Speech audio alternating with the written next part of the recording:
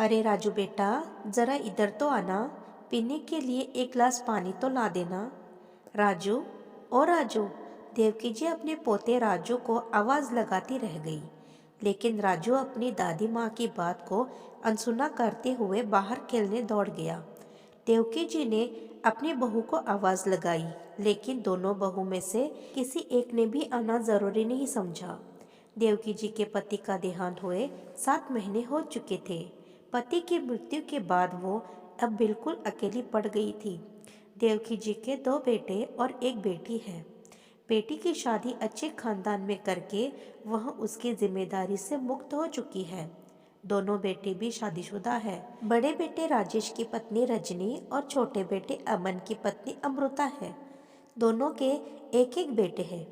राजेश का बेटा राजू 10 वर्ष का है, जबकि अमन का बेटा सोनू 9 वर्ष का है। दोनों में 1 वर्ष का फर्क था, परंतु दोनों का जन्म एक ही दिन आता था।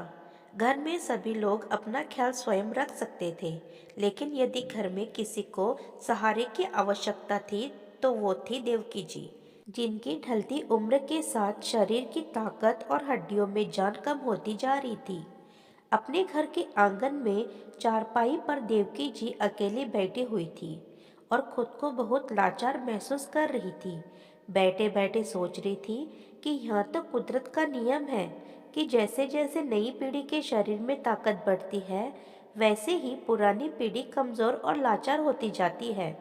परंतु नई और पुरानी पीढ़ी के बीच इतनी दूरी आ जाएगी कि ना तो बच्चों को अपना अकेलापन दिखेगा और ना ही उनके आंसू नजर आएंगे। ऐसा तो मैंने सपने में भी नहीं सोचा था।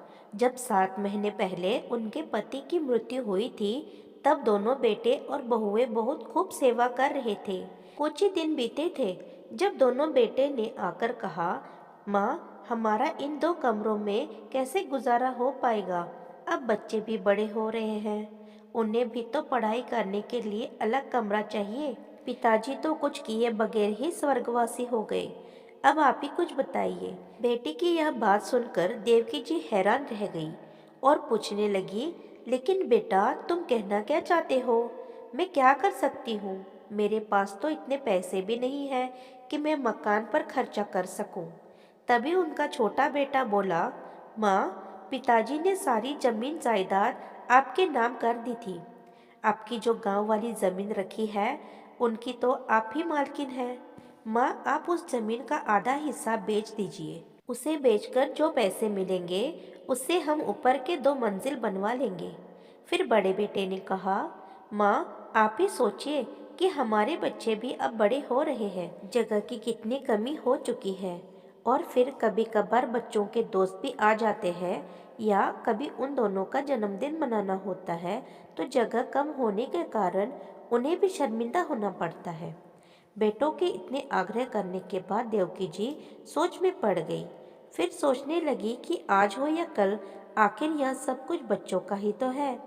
ऐसा सोचते हुए उन्होंने गांव की जमीन का आधा हिस्सा बेच दिया और पैसे बेटों को दे दिया और कहा, अब तुम्हें जैसा ठीक लगे तुम वैसा मकान बनवा लो। दोनों बेटों ने ऊपर 2 मंजिलें और बनवा ली। फिर कुछ दिन बीते तो एक दिन उनका बड़ा बेटा उनके पास आया और बोला, माँ, अब आपकी तबीयत ठीक नहीं रहती है, तो फिर आपको जमीन जायदाद का क्या काम है? अब इस बुढ़ापे में आप अपनी जिम्मेदारियाँ अपने बच्चों को सौंप दो और फिर आराम से बहू से अपनी सेवा करवाओ और शान से बैठकर हुक्म चलाना अपनी बहू पर। फिर देवकी जी बोली, बेटा, ये तो सब क्या कह रहा है? मैं कहाँ भागी जा रही हूँ? तभी उनका छोटा बेटा अमन राजू और सोनू का हाथ पकड़कर ले आया और बोला, माँ, कल इन दोनों का जन्मदिन है और हम चाहते हैं कि आप इन्हें ऐसा तोहफा दीजिए जो कभी किसी ने न दिया हो। तब देवकी जी बोली, हाँ बेटा, मैं भी इनका जन्मदिन यादगार बनते हुए देखना चाहती हूँ, लेकिन मैं क्या कर सकती हूँ? कोई अच्छा तोहफा भी नहीं दे सकती। तभी बड़ा बेटा राजेश बोला, माँ, केवल आप ही है जो इन्हें अनमोल तोहफा दे सकती हैं। ऐसा कहते हुए उसने अपनी माँ के आगे कुछ कागज रख दिए और बोला, माँ, आपको और कुछ नहीं करना, बस इन कागजों पर अपने दस्तखत कर दीजिए। अरे बेटा, इस पर तो सब कुछ अंग्रेजी में लिखा है। तुम्हारे पिताजी हमेशा कहा करते थे कि दस्तखत करने से पहले कागजों को पढ़ लेना चाहिए, क्योंकि धोखाधड़ी बहुत है। लेकिन यह बात तो पराई लोगों के साथ लागू होती है। यहाँ मुझे कौन धोखा करेगा? ऐसा कहते हुए उन्होंने कागजों पर दस्तखत कर दिए। लेकिन जैसे ही उन्होंने दस्तखत किए, उनके मन में ख्याल आया कि पूछना तो चाहिए कि यह कागज किस चीज़ के हैं। और जब उन्होंने पूछा तो उनका बड़ा बेटा मुस्कुराते हुए बोला, माँ, इस पर यह लिखा है कि आप अपने गांव वाली सारी जमीन हमारे नाम पर कर रहे हैं। यह सुनकर देवकी जी को एक धक्का सा लगा कि इतनी चालाकी से दोनों बेटों ने उनसे कागजों पर दस्तखत करवा लिए। पर फिर सोचने लगी कि बेटा सही तो कह रहा है कि इस उम्र में मैं जमीन जायदाद का क्या करूंगी। अगर ये मैंने उन्हें दे भी दी तो क्या हो गया। अब आराम से रहूंगी, दोनों बहू और बेटों से खूब सेवा करवाऊंगी। उसी दिन सुबह सुबह ही देवकी जी पार्क में टहलने के लिए चली गई। थोड़ी सैर करने के बाद वह अपनी सहेली रंजना जी के साथ गपशप करती रही और जब घर वापस लौटी तो देखा घर पर कोई नहीं था। रसोई का सामान भी गायब था। एक पल तो वह घबरा गई और बच्चों को आवाज देने लगी तो इतने में बड़ी बहू ऊपर से चिल्लाई, क्या हुआ माँ जी, इतना क्यों चिल्ला रही हो? हम ऊपर आ चुके हैं सारा सामान लेकर। ठीक है बहू, तुम काम में व्यस्त हो तो मैं ऊपर ही आ जाती हूँ। जैसे ही देवकी जी ऊपर पहुंची और पहला कदम रखा तो बहू जोर से चिल्लाई, आपको दिखाई नहीं देता? सारा घर गंदा कर दिया। अभी अभी मैंने पोछा लगाया था, सूख तो जाने दिया होता। अपनी बहू रजनी के मुंह से ऐसी बातें सुनकर देवकी जी का कलेजा मुंह को आ गया और हड़बड़ाते हुए बोली, बहू वो मुझे बहुत जोर से भूख लगी थी, अगर मेरे लिए नाश्ता बना देती तो। फिर बहू का गुस्से से भरा हुआ चेहरा देखते हुए बोली, मैं ऊपर आकर फर्श गंदा नहीं करूँगी, तुम मेरे लिए खाना नीचे ही पहुँचा देना। तभी रजनी बोली, देखिए माँ जी, अभी मैंने कुछ नहीं बनाया खाने को, ऊपर जाकर अपनी छोटी बहू से पूछ लीजिए, उसने कुछ बनाया होगा तो दे देगी। अरे बहू, पहले ही इतनी सीढ़ियाँ चढ़कर मेरी सांस फूल गई है, तुम ही कुछ दे देती। माँ जी, अभी मुझे बहुत काम है, एक रोटी बनाने का काम ही नहीं है। इतना कहकर वह चली गई। देवकी जी जैसे तैसे हिम्मत जुटाकर छोटी बहू अमृता के पास पहुंची। देखा तो वह भी घर के काम में व्यस्त थी। उन्होंने उसे आवाज़ दी और खाना मांगा तो अमृता ने कहा, माँ जी, अभी मैंने रोटियां नहीं बनाई, रात की रोटियां पड़ी है, आप वही खा लीजिए। देवकी जी रात की बासी रोटियां लेकर उदास भाव से नीचे आ गई, परंतु वह समझने में असमर्थ थी कि उनके आगे पीछे माजी कहकर सारा दिन उनकी सेवा करने वाली बहुएं आज इतना अजीब सा बर्ताव क्यों कर रही थी। उस समय उनकी बेटी राधिका का फोन आया। माँ, कैसी हैं आप? खाना तो समय पर खाती है ना? तो देवकी जी बोली, बेटा मैं बिल्कुल ठीक हूँ, तेरे दोनों भाइयों और भाभीियों ने मुझे सर आँखों पर बैठा रखा है, तू मेरी चिंता मत किया कर। तेरी भाभी गरम गरम खाना परोस कर गई है, मैं अभी खाना खा रही हूँ, बाद में बात करती हूँ। ऐसा कहते हुए देवकी जी की आंखें भर आई और गला रूंध गया। वह अपनी बेटी का दिल दुखाना नहीं चाहती थी, इसलिए तुरंत फोन काट दिया। बेमन से वह बासी रोटियां खाते हुए उन्होंने मन ही मन सोचा कि आज वह अपने दोनों बेटे राजेश और अमन से इस विषय में बात करेंगी। दोपहर बीतने को थी और देवकी जी अभी तक दोपहर के खाने का इंतजार कर रही थी। जब कोई नहीं आया तो थक हार कर उन्होंने आवाज लगाई, बहू मुझे भूख लगी है, खाना तो दे दो। परंतु किसी का कोई जवाब नहीं आया। थोड़ी देर बाद उन्होंने फिर से आवाज लगाई। 4-5 बार आवाज लगाने पर भी जब कोई नहीं आया तो थक हार कर वह फिर से ऊपर गई। तो बड़ी बहू रजनी ने नाक भौं सुकड़ते हुए 2 रोटी और सब्जी एक डिस्पोजेबल प्लेट में डालकर ऐसे रख दी जैसे किसी भिखारी को खाना दिया हो। बहू का ऐसा अजीब व्यवहार देखकर देवकी जी का हैरानी का ठिकाना नहीं था। सोचने लगी कि आखिर आज दोनों बहुओं को मेरी 2 वक्त की रोटी भी भारी क्यों लग रही है। आखिर एक ही दिन में ऐसा क्या हो गया। अभी इन्हीं विचारों में डूबी हुई थी कि उनकी नज़र बाहर से आते हुए अपने छोटे बेटे पर पड़ी। पीछे पीछे ही बड़ा बेटा भी आ रहा था। जैसे ही वे दोनों अंदर आए, देवकी जी ने कहा, बेटा सुनो, मुझे तुम दोनों से कुछ ज़रूरी बात करनी है।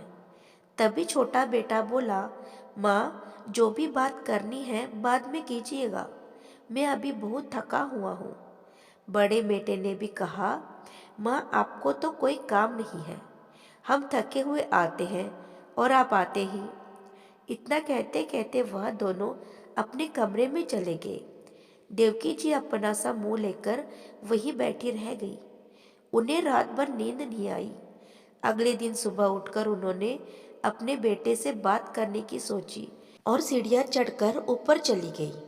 ऊपर जाकर देखा तो उनका बेटा राजेश ऑफिस जाने के लिए तैयार हो रहा था। तभी उनकी बहू रजनी ने मुंह बनाते हुए कहा, सुनो, तुम्हारी माँ आई है।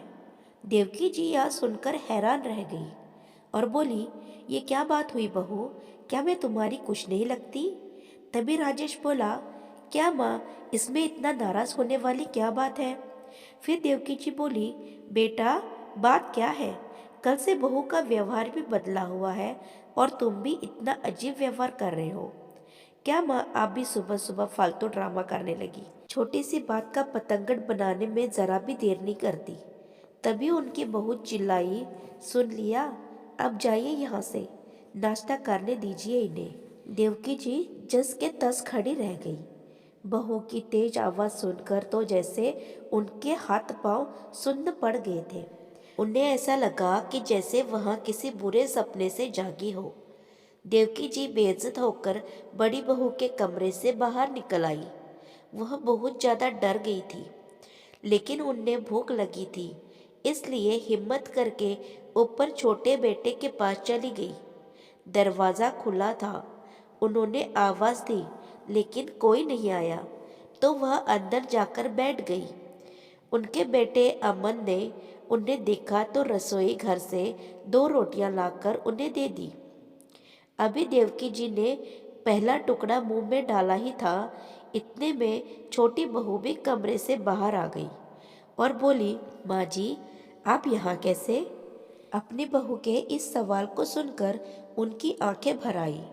यहाँ कैसे मतलब, अब रजनी बहू ने भी मुझे ये कह दिया है कि यहाँ मत आया करो, और अब तुम भी ऐसी बात करोगी तो मैं कहाँ जाऊंगी। अपनी माँ की यह बात सुनकर अमन ने उन्हें कहा, माँ आप पहले खाना खा लीजिए, फिर बात कर लेना। अमन को अपनी माँ के साथ नरमी से पेश आते देख छोटी बहू अमृता उसे गुस्से से देखने लगी, परंतु उस समय कुछ नहीं कहा। पहले दिन जब उन्होंने अपने बड़े बेटे राजेश से दवाइयाँ लाने को कहा, तो बड़ी बहू रजनी ने स्पष्ट जवाब दे दिया कि हमसे अपने खर्चे पूरे नहीं होते तो आपके खर्च कैसे उठाएं। बात केवल 2 रोटी की होती तो चल जाता, आपके खर्चे तो कम नहीं है। कपड़ों का खर्च, दवाइयों का खर्च, खाने पीने का खर्च। ना बाबा, हमसे तो यह सब खर्च नहीं उठाया जाएगा। अब देवकी जी ने बड़ी बहू के पास जाकर खाना मांगना छोड़ दिया था।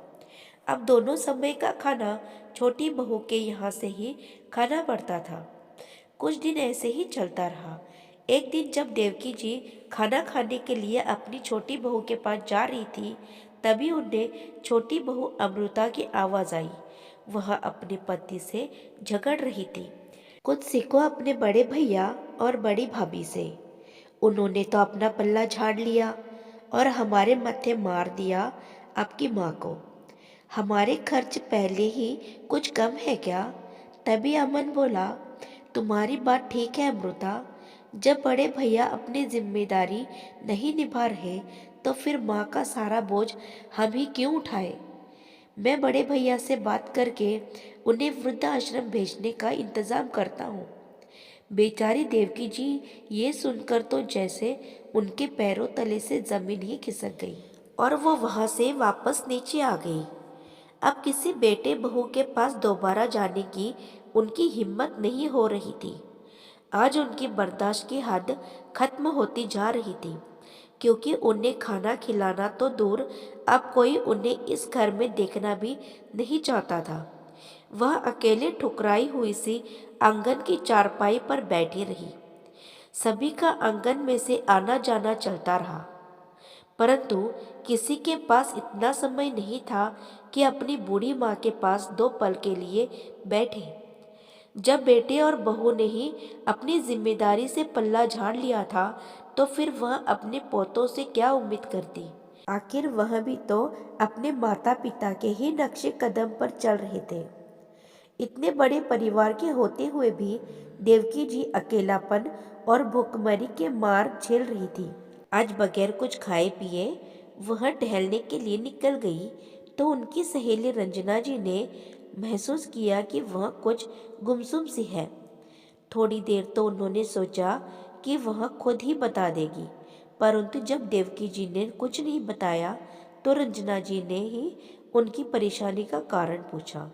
तभी देवकी जी आंसू से भरी आंखें लिए बोली, क्या बताऊं रंजना, जब मैंने बेटी को जन्म दिया था तो हम दोनों को लगा था कि हमारे सिर पर किसी ने बहुत बड़ा बोझ रख दिया हो, क्योंकि हमें उनके लिए दहेज जोड़ना पड़ेगा, पढ़ा लिखा कर दूसरे के घर भेजना पड़ेगा।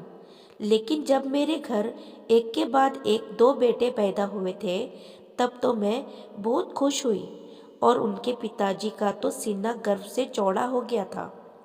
हमें लगता था कि शायद हमारे पिछले कर्मों का फल है।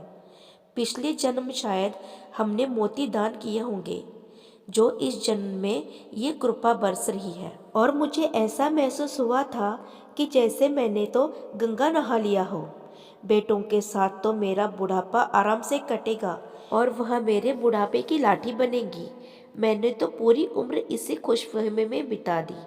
हम बच्चों के ऊपर जो आज खर्च कर रहे हैं, वो हमें बुढ़ापे में सुध समेत वापस कर देंगे। अपनी सारी जमा पूंजी हमने अपने बच्चों को उनके पैरों पर खड़ा करने में लगा दी, यहाँ तक कि अपनी सेहत पर भी ध्यान नहीं दिया। अब पति का साथ भी छूट गया है और सेहत भी खराब होने लगी है, और दोनों बेटे हैं कि मेरी दवाइयों का खर्च उठाना तो दूर, अब तो उनसे 2 वक्त की रोटी तक नहीं खिलाई जाती अपनी बूढ़ी माँ को। सारी बातें सुनते हुए उनकी आंखों से आंसू बह निकले। रंजना जी ने उन्हें पानी पिलाया और सांत्वना दी कि सब ठीक हो जाएगा। फिर देवकी जी बोली, पता नहीं रंजना, इस उम्र में अब और क्या क्या देखना बाकी रह गया है। भूख से तड़पने के बाद भी अब तक मेरे प्राण नहीं निकले हैं। इतना कहते कहते वह फुट फुट कर रोने लगी और वही जमीन पर बैठ गई। रंजना जी ने उन्हें हौसला दिया और उन्हें उठाते हुए कुर्सी पर बिठाया और बोली, देखो देवकी, यदि तुम ऐसे ही हार मान जाओगी तो इसके बाद भी तुम्हारे बच्चे तुम्हारे साथ न जाने क्या क्या करेंगे। यदि तुम हिम्मत दिखाओगी और गलत के खिलाफ आवाज उठाओगी तो अपना बचा हुआ जीवन बहुत अच्छी तरह से बिता सकती हो। अपनी सहेली की ये बात सुनकर देवकी जी कुछ सोच में पड़ गई। अब तुम मेरे साथ चलो। रंजना जी देवकी जी को अपने साथ एक ठेले पर लेकर गई, जहां उन्हें पेट भर खाना खिलाया। फिर देवकी जी घर लौट आई। काफी देर देवकी जी कुछ सोच विचार में पड़ी रही। शाम हो चुकी थी, परंतु देवकी जी को दोपहर का खाना भी नसीब नहीं हुआ था। फिर खुद ही हिम्मत करके जो थोड़े बहुत पैसे पड़े थे लेकर पास के किराने की दुकान पर चली गई और एक ब्रेड का पैकेट खरीद कर ले आई। शाम के समय उनकी बेटी राधिका अपने पति के साथ उनसे मिलने के लिए आ पहुंची, तो देवकी जी उस समय ब्रेड खा रही थी। अपनी बेटी राधिका को देखते ही उन्होंने ब्रेड का पैकेट छिपा दिया और बोली, अरे बिटिया, तू कब आई? तूने तो आने के बारे में बताया भी नहीं। माँ, जब मैंने आपसे फ़ोन पर बात की थी तभी मुझे एहसास हो गया था कि कुछ ठीक नहीं है, इसलिए मैं आपसे मिलने चली आई। मुझे साफ साफ बताओ कि बात क्या है। बिटिया, मैंने तुझे कहा तो था कि सब कुछ ठीक है, तो बिना बात की ही चिंता कर रही है। देवकी जी ने नज़र चुराते हुए कहा। तभी दरवाजे से रंजना जी की आवाज़ आई। क्या खाक ठीक है देवकी? राधिका बेटी, अच्छा किया कि तू आ गई। मैं तुझे बताती हूँ कि तेरी माँ कैसे एक एक दिन काट रही है। रंजना जी ने सारी करतूत राधिका को क्या सुनाई। सारी बात सुनकर राधिका हक्की बक्की रह गई। उसे विश्वास नहीं हो रहा था कि उसकी माँ पर जान छिड़कने वाले उसके भाई अचानक इतनी लालची कैसे हो गए। देवकी जी का दामाद जो यहाँ सारी बातें सुन रहा था कहने लगा, माँ जी, मेरा एक बहुत अच्छा दोस्त वकील है। आप एक काम कीजिए, अपने प्रॉपर्टी के कागज़ उठाइए और हमारे साथ चलिए। देवकी जी के मना करने के बाद भी वे दोनों नहीं माने और उन्हें अपने साथ वकील के पास ले गए और सभी हालातों के बारे में बताया। वकील ने सभी कागज़ देखे और कहने लगा, अरे अब ये हुई ना बात, ये बताइए यह कागज़ किस प्रॉपर्टी के हैं। तभी देवकी जी ने कहा कि यह हमारे मकान के और ज़मीन के कागज़ हैं। फिर वकील मुस्कुराते हुए बोला, अगर ऐसी बात है तो आप अपने बेटे बहू को अच्छा नाच नचा सकती हैं। फिर वकील के कहने पर देवकी जी ने कागजी कार्रवाई शुरू की। उसके कुछ समय के बाद देवकी जी घर लौटी। थोड़ी ही देर में उनके दोनों बेटे भी घर आ गए। उनके पास आकर बोले, माँ, अब हमसे आपका बोझ और नहीं उठाया जाता, इसलिए हमने आपका इंतज़ाम वृद्धाश्रम में करवा दिया है। ये बात सुनकर देवकी जी हैरानी से उनकी ओर देखने लगी। तभी बड़ा बेटा बोला, चिंता मत कीजिए माँ, वहाँ आपको किसी तरह की कोई कमी नहीं होगी।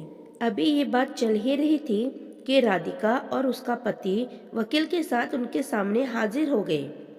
उन दोनों को वकील के साथ वहां देखकर दोनों बेटे और बहू की हैरानी का ठिकाना नहीं रहा।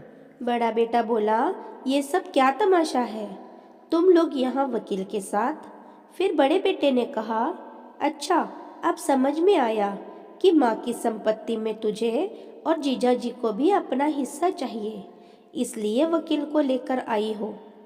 लेकिन एक बात कान खोलकर सुन लो, ये सारी संपत्ति हम दोनों भाइयों की है, तुम्हारा इसमें कोई हक नहीं है। ये बात सुनकर राधिका और उसके पति को बहुत गुस्सा आया। तभी राधिका बोली, मुझे माँ की संपत्ति में से एक पैसा भी नहीं चाहिए। मैं तो केवल इतना चाहती हूँ कि मेरी माँ इस बुढ़ापे में सुखपूर्वक अपना जीवन बिताए। अरे, मैं तो माँ को अपने साथ ले जाना चाहती थी, लेकिन माँ ने ये कहकर मना कर दिया कि अपने जीवन का अंतिम समय वो बाबूजी की यादों के साथ इस घर में रहकर गुजारना चाहती है। फिर देवकी जी ने अपने चेहरे पर गुस्से भरे भाव लाते हुए कहा, अपनी बेटी से ज़्यादा मैं और तुम्हारे पिताजी ने अपने बेटों को प्यार किया, ये सोचकर कि बेटियां तो पराई होती है, केवल बेटे ही बुढ़ापे का साथ निभाते हैं। लेकिन आज मुझे महसूस हो रहा है कि हमसे कितनी बड़ी गलती हो गई थी। तुम लोगों ने मेरे पास कोई और चारा नहीं छोड़ा है। जब तक जायदाद मेरे नाम पर थी, तब तक मेरे आगे पीछे दौड़ते थे, और जब फर्ज निभाने की बात आई तो तुम सभी ने हाथ पीछे खींच लिए। मेरे पैसे और जमीन तुम सबको चाहिए थी, पर तुम्हारी बूढ़ी माँ, उसका क्या? यह मत भूलो कि यह घर आज भी मेरे पति का है, जिस पर सबसे पहला अधिकार मेरा है। तभी बड़े बेटे ने कहा, इस पर अब आपका कोई अधिकार नहीं है। वसीयत बनाते समय ही पिताजी ने ये मकान हमारे नाम पर कर दिया था। तभी वकील साहब बोले, आपकी बात सही है, लेकिन आपके पिताजी ने मरने से पहले ये घर और ज़मीन अपनी पत्नी देवकी जी के नाम पर कर दिया था, और साथ में यह भी लिखवाया था कि उनकी पत्नी के जीते जी सारी प्रॉपर्टी की मालकिन वही रहेंगी। शायद आप लोगों के पिताजी को इस बात का एहसास पहले से ही हो चुका था कि आप अपनी माँ के साथ कितनी घटिया हरकतें कर सकते हो, इसलिए उन्होंने अपनी पत्नी की सुरक्षा के लिए अपनी मृत्यु से पहले ही अपनी वसीयत में बदलाव करवा दिए थे। उनकी मृत्यु की जो तिथि आपने बताई है, उससे ठीक एक हफ्ता पहले ही वसीयत बदलवा दी गई थी। आज की तारीख में यह घर और आपके पिताजी की गांव की ज़मीन देवकी जी की ही है। देवकी जी जैसे चाहे उसका इस्तेमाल कर सकती है, कोई उनसे कुछ नहीं कह सकता। ये सुनकर तो जैसे दोनों बेटों की जान ही निकलने लगी थी। वहाँ कभी वकील को देखते तो कभी अपनी माँ को। इस घटना के बाद देवकी जी, जो आज तक सब कुछ सहन करती आई थी, चुपचाप रहने वाली एक सीधी सी महिला नहीं रही। अपने अधिकार के लिए लड़ना उन्हें आ गया था और अपनी औलाद को सबक सिखाने के लिए उन्होंने अपने बेटों और बहुओं को फरमान सुना दिया कि वो जल्द से जल्द मकान को खाली कर दे। इतनी बात सुनते ही बड़ा बेटा राजेश अपनी माँ के पैरों में गिर पड़ा। माँ, मुझसे बहुत बड़ी गलती हो गई है, मुझे माफ़ कर दो। उस समय छोटा बेटा अमन बोला, माँ मुझे तो बड़े भैया ने उल्टी पट्टी पढ़ाई थी, नहीं तो आप जानते ही हैं कि मैं ऐसा करने के बारे में कभी सोच भी नहीं सकता था। फिर देवकी जी बोली, मुझे धिक्कारने से पहले तुमने इतना तक नहीं सोचा कि इस उम्र में माँ कहाँ जाएगी, कैसे रहेगी? फिर मैं तुम्हारे बारे में क्यों सोचूं? लेकिन मैं अपने दोनों पोतों को डर डर के ठोकरें खाने के लिए नहीं छोड़ सकती। इसलिए तुम लोग इस घर में रहना चाहते हो तो तुम्हें सबसे ऊपर वाली मंजिल पर रहना होगा। अब देवकी जी ने अपनी गलती सुधारते हुए एक और कदम उठाया। उन्होंने वसीयत में बदलाव करवाया कि उनकी मृत्यु के बाद उनके गांव की ज़मीन पर सिर्फ उनकी बेटी का हक होगा। अपनी सहेली की मदद से उन्होंने अपने मकान के बीच वाली मंजिल किराए पर चढ़ा दी और सबसे नीचे में वो स्वयं रहने लगी। राधिका ने उनके लिए खाना बनाने, साफ सफाई करने और कपड़े धोने के लिए एक मेड भी रखवा दी। अब देवकी जी को अच्छा खाना नसीब होने लगा था। उनकी सासू माँ का यह बदला हुआ रूप देखकर दोनों बहुएं दंग रह गई थी। हैरान तो दोनों बेटे भी थे और दिल के किसी कोने में उन्हें एहसास था कि उनसे बहुत बड़ी गलती हो चुकी है, जिसका खामियाजा उन्हें भुगतना पड़ रहा है।